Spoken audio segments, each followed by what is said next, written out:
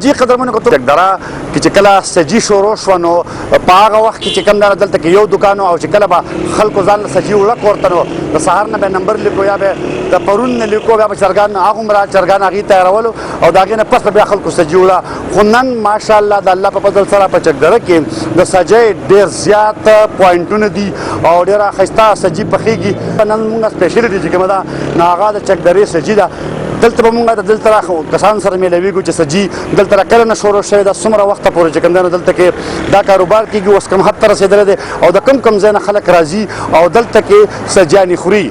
زما نوم دی جاوید اقبال، زه سجۍ کار کوم د 15 سالو نه او دلته زموږ د سوات نه ډېر کسان راځي، د ډېر تیمارګین نه ډېر کسان راځي، د درګۍ څښاکوټ نه ډېر کسان راځي. زموږ د سجي ډېر مشهور ده.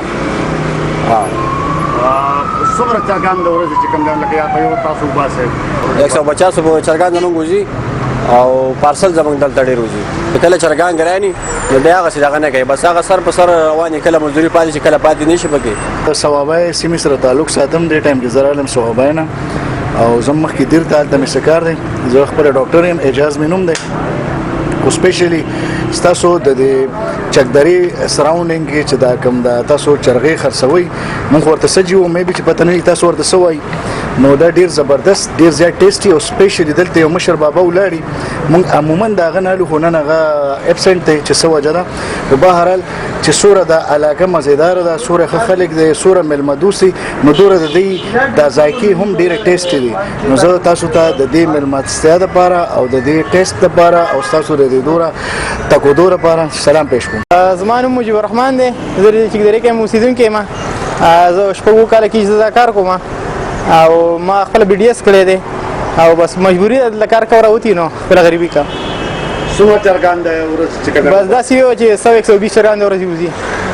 او کوم ځای نه خلک خوراک دپاره راځي؟ داسې یو چې هم د فیصل آباد نه، پنجاب نه، پېښور نه، هم در تر دیر، چترال، باجوړ تر دې نه پرې راځي.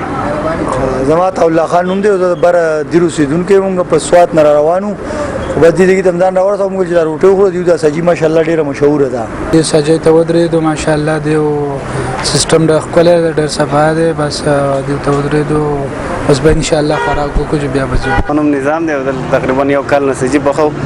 دلته خلک ډېر لرې لرې ځایونه نه راځي موږ ته سجي دپاره او موږ ډېر ښایسته شی ورته برابروو. د ورځې څومره چرګان وځي ستاسو؟ تقریبا 100 پورې وځي، 80 120. ما په اول کې ویلو چې داسې وخت و چې سجي چې کوم ده نو دا به خلکو چې اخسته شروع شوه نو اول به نمبر لیکو او بیا به سړي هغومره چرګان چې کوم دی نو سبا له راوړل او پخول به. خو نن هغه پوینټونه بلا ته رسېدلي دي، ډېر زیات دي او ډېر زیاته سجي چې کوم دی په چکدره کې خرڅېږي، ډېره زیاته مشهوره سجي ده او خلک ورته د لرې لرې نه راځي. که سوات ته څوک ځي هم دقلته سجي خوري او که د سوات نه راځي هم خوري، بهر نه هم میلمانه راځي، هغه هم تاسو وکتل، د هغې رایې هم تاسو واورېده.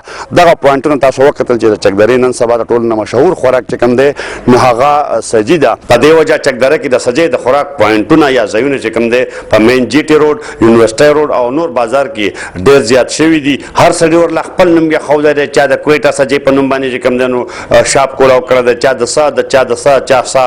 خو خلک هغه چېرته ځي چې د چا ذایقه چې کوم دی نو هغه مزیداره او تاسو وکتل چې کله خلک چې کوم دی نو کوم ځای ته دغه سجۍ دپاره چې کوم دی نو ځي او دغه پوینټونه ډېر زیات شوي دي او ماشاءالله د ټولو کاروبار چې کوم دی نو ډېر ښه چلېږي.